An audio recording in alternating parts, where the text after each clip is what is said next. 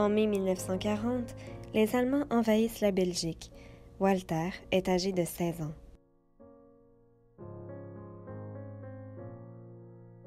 Dès le début de l'occupation, les Allemands mettent en place une série de mesures anti-juives.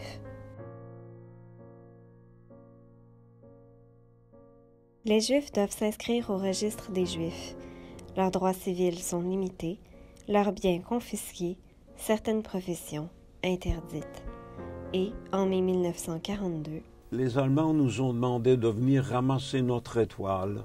Moi, j'ai fait la file devant la commandature des Allemands pour ramasser les étoiles, l'étoile de David Jones. Oui, oui. En même temps, il fallait donner votre adresse. Et 2 semaines après, nous avons reçu une convocation, tous les Juifs à Bruxelles, d'aller travailler en Allemagne, soi-disant.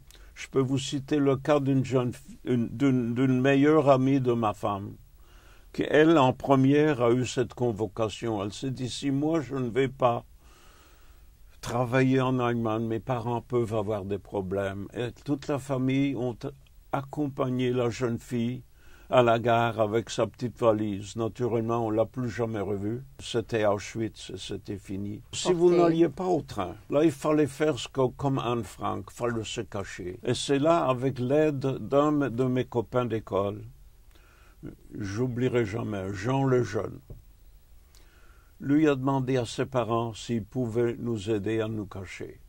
Madame Lejeune avait un magasin de laine. Et le magasin à côté du sien était vide. Elle a dit au propriétaire qu'elle avait besoin de plus de place pour sa marchandise. Elle a loué le magasin avec les volets clos à côté du sien. Et c'est là, que dans ce magasin, derrière ces volets clos, que nous avons vécu pendant 1 an. Ça marchait très bien. On sortait, on rentrait à travers le magasin de laine. Mais après 1 an, le propriétaire de cette maison a su que quelqu'un se cachait. Alors il n'a pas voulu prolonger le bail. C'est là que mes parents ont loué une petite maison, toujours à Bruxelles, à Ixelles. Et c'est là qu'en mon absence, la Gestapo les a arrêtés.